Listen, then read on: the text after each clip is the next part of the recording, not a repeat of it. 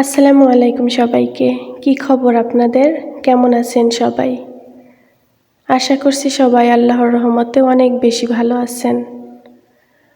আমরাও আছি আল্লাহর রহমতে বেশ ভালো, কিন্তু প্রচণ্ড গরমে একদম নাজেহাল হয়ে যাচ্ছি। গ্রামের বাড়িতে না প্রচণ্ড গরম।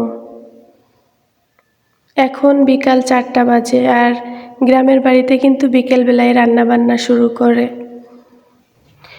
তো সবাই রান্নাবান্না করছে আর আমি ঘুরে ঘুরে দেখছি আর আমার প্রিয় মানুষদের জন্য ভিডিও করে নিচ্ছি। এই যে দেখতে পাচ্ছেন, পুঁই শাকের ফলগুলো একদম পেকে গেছে, আর এই ফলগুলো খেতে কিন্তু ভীষণ মজা। আমি বাড়িতে আসার পরে কিন্তু খেয়েছি। এই বেগুন গাছগুলা দেখতে পাচ্ছেন, এই বেগুন গাছে কিন্তু অনেক বেগুন হয়, আর বেগুনগুলা সাদা হয়। বেগুনগুলা খেতে এত মজা হয়, যারা খেয়েছেন তারা তো জানেন নিশ্চয়ই।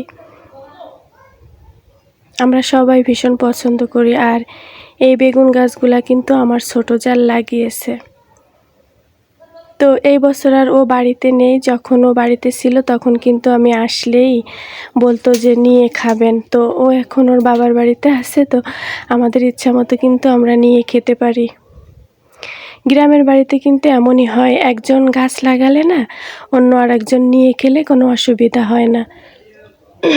আর এই যে এখানে আমার মেজো জাল ডাঁটা লাগিয়েছে। এই ডাঁটাগুলো না অনেক মোটা হয়, কোনো প্রকার সার ওষুধ দেয়া নেই, তো খেতে ভীষণ মজা হয়। আর আমি যেহেতু গ্রামের বাড়িতে আছি, তো অনেক নয়েজ আসবে, প্লিজ সবাই ক্ষমা সুন্দর দৃষ্টিতে দেখবেন। এই যে এখন যাচ্ছি মেজো ভাসুরের বাড়িতে। ভাসুরের ছেলে অনেকগুলা কবুতর পালে, দেখেন খুব সুন্দর লাগে, তাই না? বিকেলের টাইমে কিন্তু গ্রামের বাড়িতে কাজ একটু কম থাকে, তারপরেও কেউ বসে থাকে না, টুকটাক করতেই থাকে। ঘর বাড়ি সব পরিষ্কার করছে ঝাড়ু দিয়ে। তো এই যে ছেলের বউ ঝাড়ু দিচ্ছে আর আমি একটু ভিডিও করে নিচ্ছি। গ্রামের বাড়ির এই সময়গুলো কিন্তু আমার খুব সুন্দর কাটছে, একদম হেঁটে চলে আনন্দে কাটাচ্ছি। এই দিনগুলো কিন্তু আমার অনেক বেশি মনে পড়বে বাসায় গিয়ে। যখন আমি একা থাকবো, সময় কাটবে না, বড্ড একলা কাটবে আমার দিনগুলা, তখন আমি এই স্মৃতিগুলা কিন্তু মনে করে করে আফসোস করব।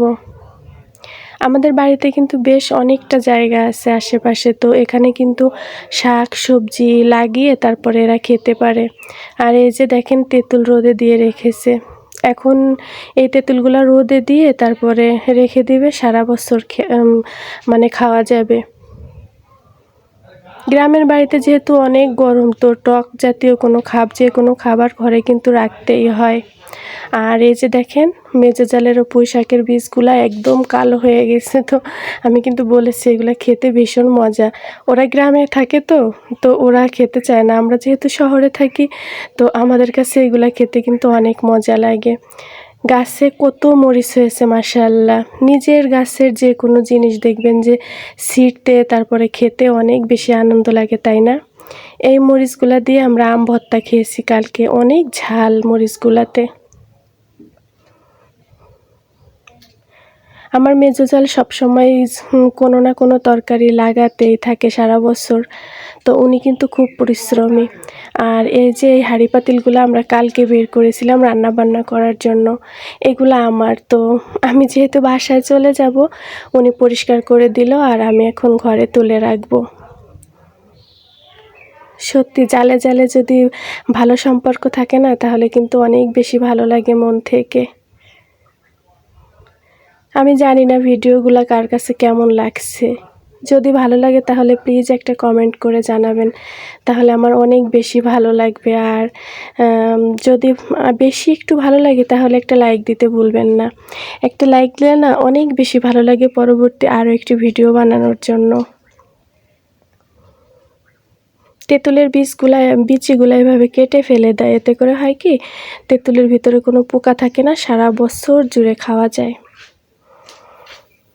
তো ভিডিওর ভিতরে যদি কোনো ভুল ত্রুটি থাকে প্লিজ ক্ষমা সুন্দর দৃষ্টিতে দেখবেন, আর আমার সাথেই থাকবেন। সবাই অনেক বেশি ভালো থাকবেন এবং সুস্থ থাকবেন, আর সবাই সবার জন্য দোয়া করবেন, আর অনেক বেশি সুস্থ থাকার চেষ্টা করবেন, যেহেতু